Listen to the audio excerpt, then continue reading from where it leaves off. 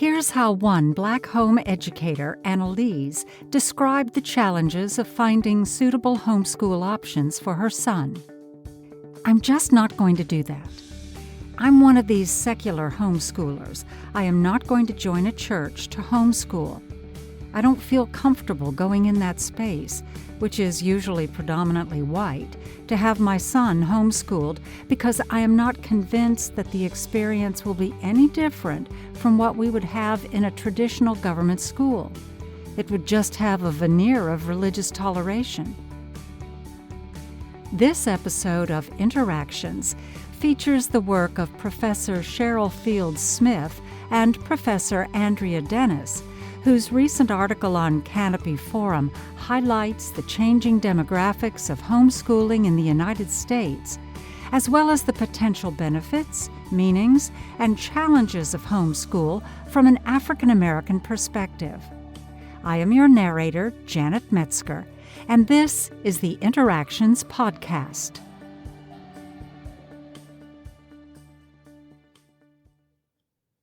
Traditional homeschooling, in which parents assume full responsibility for their children's education outside of public or private school settings, long has been viewed as a primarily white, middle-class, Christian fundamentalist phenomena. However, the homeschool community is more diverse than generally recognized. In 2016, approximately 136,000 Black children were identified as homeschoolers, a small percentage of the nearly 1.7 million children homeschooled in that year, but one of the fastest-growing segments among homeschool families. By 2018, the number of Black homeschooled children had multiplied to an estimated 220,000. The upward trend towards diversification is predicted to continue, and the coronavirus pandemic likely will accelerate that trend. Forced virtual schooling by public and private schools nationwide during the pandemic has introduced many Black parents to the educational philosophy of homeschooling. Post-pandemic, it's possible that some of these parents will choose to homeschool rather than send their children back to reopened government or private schools. Heightened interest in traditional homeschooling stems in part from parents wanting to protect their children from the virus. Another significant factor is that forced virtual schooling at the start of the pandemic shutdowns in March of 2020 exposed parents to hastily piece together non-rigorous virtual instruction. Upon observation and reflection, many parents have realized that they have the ability and resources to homeschool. More importantly, they saw the positive effects on their children from being primarily taught by their parents. This has been especially the case for Black families. Amidst reports of increased interest in traditional homeschooling, polls indicate greater interest among Black families, 50% compared to 36% for white families and 38% among Latino families. Despite the upward trend in homeschooling among Black families, the Black perspective on homeschooling has been relatively absent from discussions among outspoken homeschooling critics, such as Harvard Law professor Elizabeth Bartholet, and the more recent dialogue spawned by the coronavirus pandemic. This absence has led to ill-informed conversations concerning homeschooling and proposals for its regulation. The addition of Black voices and lived experiences reframes the existing discourses surrounding homeschooling. As Annalise revealed in her comments, homeschooling advances the best interests of Black children. But Black parents face challenges in implementing their goals due to the predominance of white Christian homeschoolers in the movement. Future debate on the merits of homeschooling must grapple with the particular advantages homeschool pedagogy provides for Black children and the need to extract religion from the homeschooling narrative.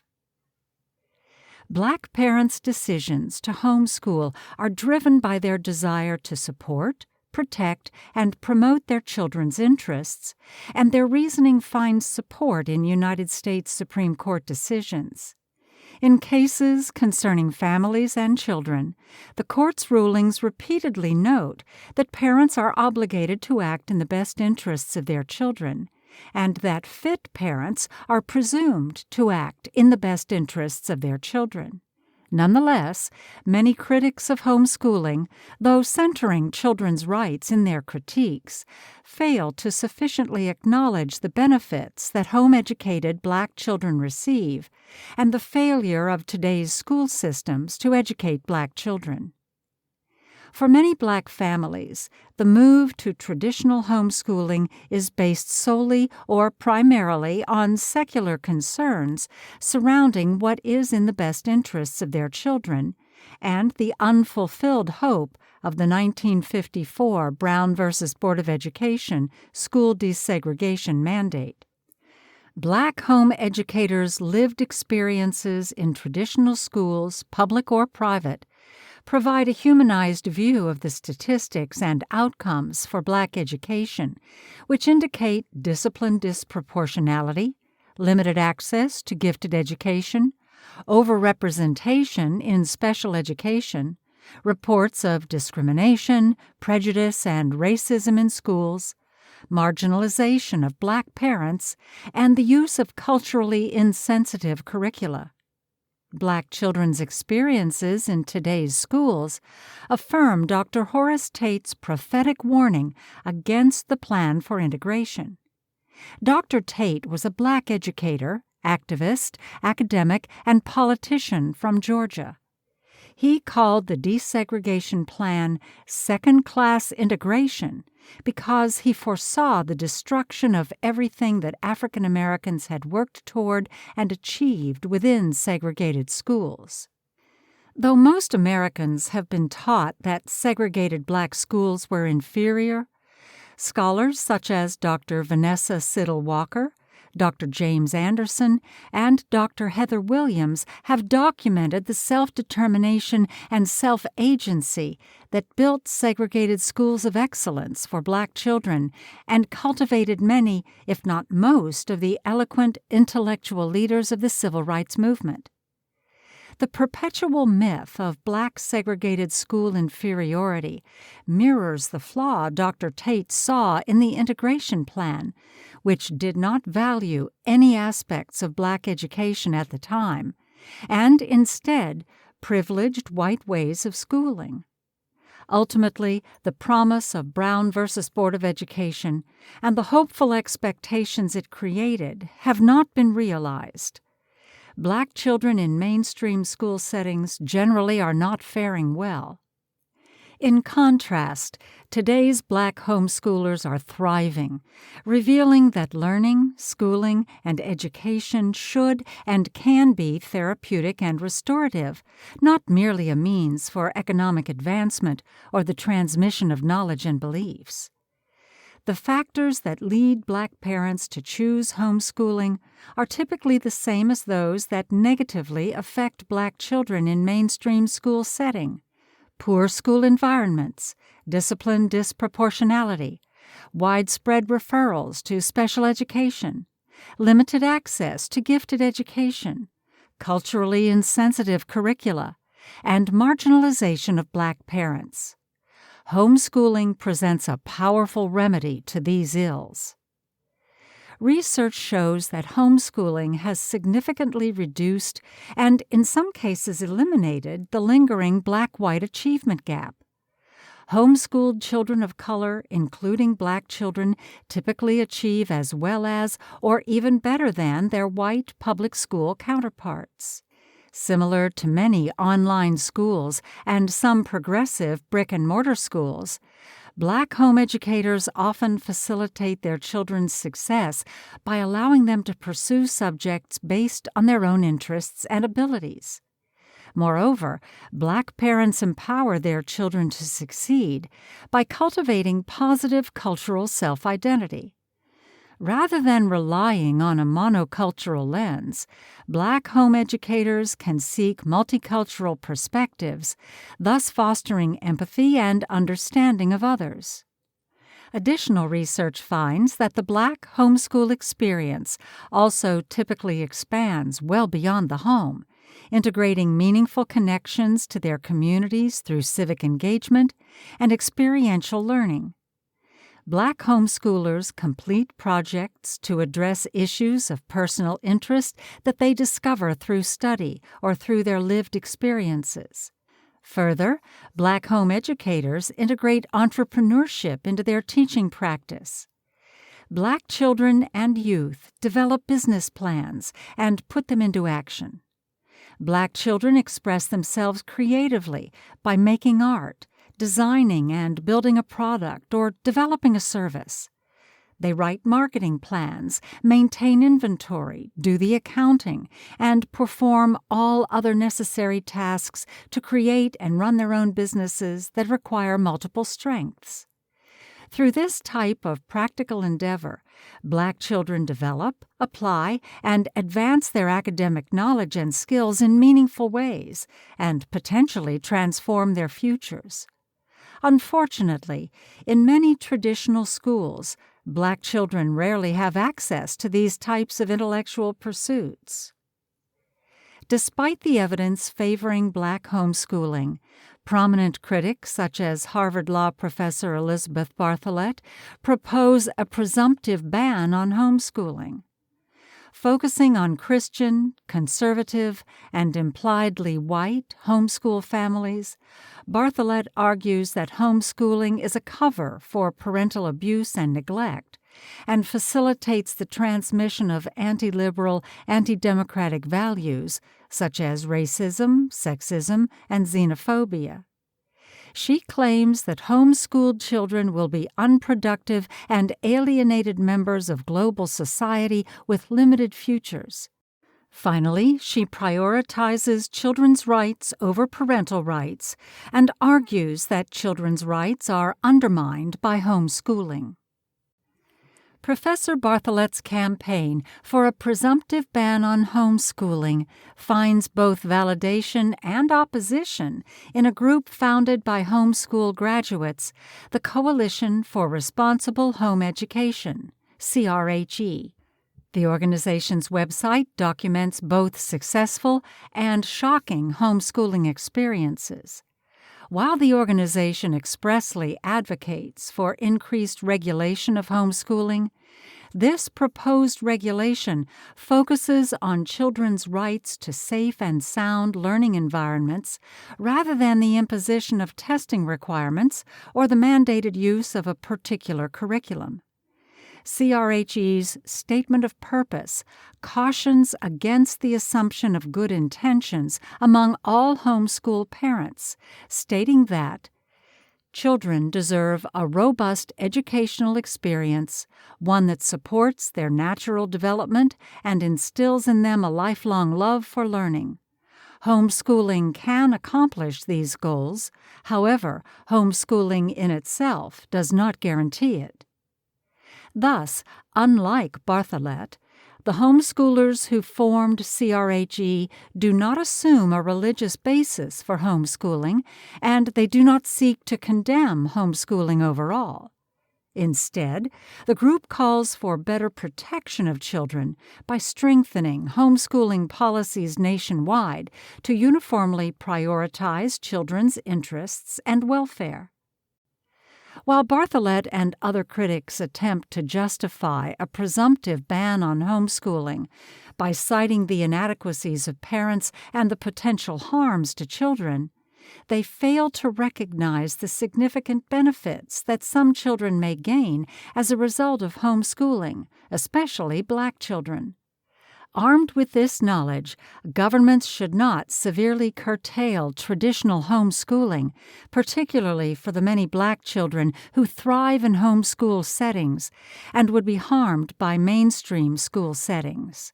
Moreover, discussions of homeschooling, whether couched in terms of children's rights or parental rights, should be liberated from their common association with religious rights and beliefs. The rise in diverse, non-religious homeschool families and groups has led to the formation of websites and organizations that are secular in focus. These small steps towards separation of church and homeschooling, however, have not been widely realized and do not resolve the particular concerns of Black homeschoolers trying to join in predominantly white Christian homeschool spaces. In addition to the challenges faced by all parents transitioning to homeschooling, especially secular parents, Black homeschool families face the added issue of racism as they attempt to interact with Christian home education organizations and families. Reports have indicated that white Christians are less likely to exhibit racial tolerance in response to statements acknowledging systemic racism. Unfortunately, this can include white Christians within the homeschool community as well. In an ongoing study focused on homeschooling as a pathway toward healing among Black families, homeschool mothers, including Annalise, participated in one of 3 sister circles. Sister circles are a culturally responsive approach to conducting focus groups. The 3 sister circles represented a total of 12 Black homeschool mothers. 4 mothers participated in each sister circle, representing communities in Colorado, Georgia, Maryland, New York, North Carolina, and Pennsylvania. In her sister circle, Annalise poignantly expressed the need to heal from negative interactions with members of white Christian homeschool programs based on her lived experiences. Within each sister circle, 2 or more mothers shared similar lived experiences, reflecting that either they or their children experienced racism while attempting to interact with a local white Christian homeschool group within their communities. For example, Christian homeschooling programs, in-person and virtual, frequently require homeschool families to sign statements of faith in order to participate. Secular homeschool parents residing in less metropolitan, more rural communities appear to experience this in particular. However, some may not want to join a church because they already have a home church or do not want to join a faith community at all. Black home educators also shared that their children experienced prejudice while attempting to participate in predominantly white, Christian-based homeschool programs. Those experiences took the emotionally harmful form of being excluded from parties and other social events held by white families and not being allowed to socialize with white children outside of the homeschool program. Given the rising diversity in home education within the United States, it is time to fully acknowledge that homeschooling is no longer a religious-only phenomenon. The call for greater inclusionary practice and policies is long overdue. As the demographics of homeschool families become more diverse, the call for the creation of new homeschooling locations, curricula, and approaches will be resounding to accommodate diversity within the community and to address rising tensions. For example, traditional home educators have felt the need to delineate between pre-coronavirus homeschool families and those homeschooling because of the pandemic. As one Black secular homeschool group announced on their Facebook page, effective immediately, this group is currently closed to new members who aren't officially homeschooling outside of the COVID-19 pandemic. Unless we know that potential members have actually been homeschooling before COVID-19 or are going to homeschool after schools reopen, they will not be admitted into the group. When brick-and-mortar schools resume, admins won't be able to remove temporary homeschooling parents. School at home versus long-term homeschooling are not culturally compatible when certain topics arise. We want to avoid any possible discordance that could occur in the future due to such differences in educating our children. Tensions can lead to lines drawn in the sand, and religion and racial or cultural differences appear to be the most divisive within the homeschool community. In order to advance unity among homeschooling communities and strengthen the educational approach for children, critics and proponents alike should refrain from positions that center whiteness, ignore or exclude diverse perspectives in homeschooling, and privilege religion. Further, critiques of homeschooling must avoid presumptions that traditional schools are best for everyone and anyone. Many Black parents struggle with the social dilemma of having to choose between pulling their children out of a school that does not serve their children or remaining to continue to fight for excellence in their children's traditional school. Leaving our children in traditional schools requires idealizing the notion that those schools are going to get better in the near future, or that keeping white parents and children in those schools will lead to better schools. Black parents should do what they need for their children as well, even if that means opting out of traditional schools in order to homeschool. Homeschool leaders, advocates, and educators must recognize the ever-changing faces, beliefs, and motivations of home educators across the nation and work to confront the need for laws, policies, and practices that promote inclusion.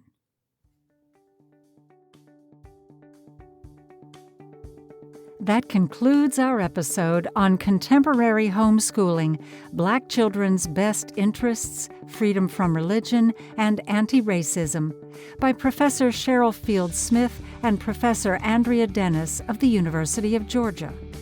You can find the full article, complete with citations and links, on canopyforum.org.